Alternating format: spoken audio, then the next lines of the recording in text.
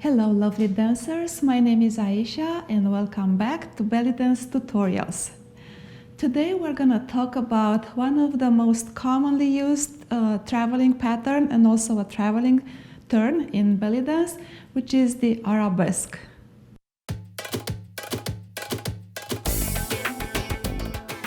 Now let's talk about how to use this technique, the foundation of this move in other kinds of traveling pattern or in Oriental moves. And for instance, I will call this the Oriental Arabesque because it's slightly different and it's used a lot in ballet or in classical belly dance or even in modern. But the Oriental Arabesque has a bent knee, so instead of being extended in the back, we're gonna do a bent knee, and the back leg comes together, so it's a little so the back leg goes here in front, and we don't have the actual extension in the back. Yeah, so this is Oriental Arabesque. So it's the same idea, the same principle. We do a pivot turn, but the back leg is bent from the beginning and comes in front of us, not the back, okay? Let's try this on music a few times. So on music, Oriental Arabesque.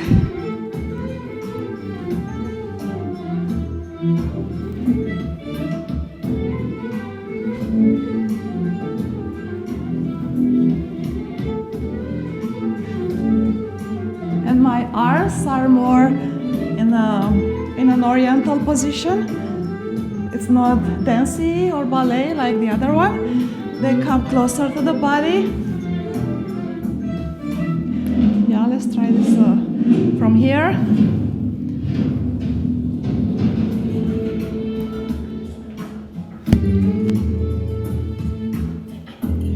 Right? Okay. Let's talk now about a few other moves that have a foundation in the arabesque turn or arabesque traveling pattern, but they look different. But if you really look closely, it's just a variation of the arabesque traveling pattern. And one of them looks like this. When you lift the hip,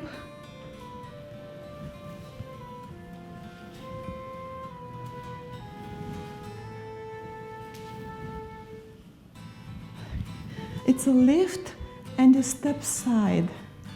Yeah, so there is, unlike the classical arabesque when your foot is behind, or Oriental Arabesque when your foot is in front, this is a side movement and you lift the same hip. This is also used a lot in classical belly dance, also modern Egyptian, also ballet. So it's a very versatile movement. It's a good movement to an entrance on stage. It works well on malfouf or felahi or even maksum. So yeah, once you get the technique of the arabesque movement, this will come really easy. The only thing to worry about is to lift the hip, twist it a little bit and step sideways. This is a little tricky in one respect because it may look like I'm opening the legs, and there is a little bit of that going on. However, I still have this tension in the inner thighs, so I don't let a gap to happen in my thighs. There is a little bit of opening here, but my leg, it's not here. It's still a little bit behind, and I'm actually turning the full pelvis. I'm not just swinging around the leg. Yeah? So this would be a swing around, and I'm creating a gap here, like an opening between my thighs. But if I'm lifting more of the hip and turning the hip around, that will close the gap here. So even though I have my legs spread apart, it doesn't show that I'm creating a gap in between my inner thighs. Okay? Let's try this on music a few times. Up, 1, 2, 3, up. 1, 2, 3, up. 1, 2, 3, up. 1, 2, 3, up. 1, 2, 3, up. 1, 2, 3, up. 1, 2.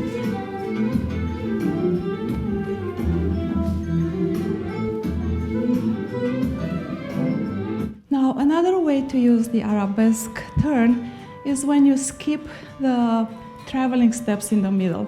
You can actually go from one arabesque turn into the other without a break. So it's gonna be like pivot around, pivot around, pivot around.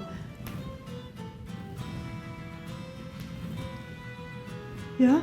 Very important to keep your upper chest open. Very important. This is a very dancing movement in general, even if it's Oriental Arabesque. When you can add a little bit of a shoulder push here, a little bit more flirtatious, but your upper chest, the collarbones area is open. Yeah, we don't want to be something like here. It's a very nice extended upper chest. So be mindful of that and maintain this. If you go back to my posture video, I talked about the opening in the collarbone area. All right, dancers. Again, many variations of the arms. You probably noticed in my video already that I did my arms like that, wrapping around. You can do arms like here, tuck, and so it's close and open. One arm up, one arm down. Doing this up-down movement is very common. So really, it's very versatile movement with both the legs and the arms. But the principles remain the same, yeah. And this turnaround, this pivot around is only quarter turn. It's not a whole lot of turn, so make sure you don't make it too big. Well, you could make it bigger once in a while if you want, for instance, to change the body orientation. But it's not, a very intense movement. So, yeah, that's what I had for today. I hope you liked it. Please give it a thumbs up.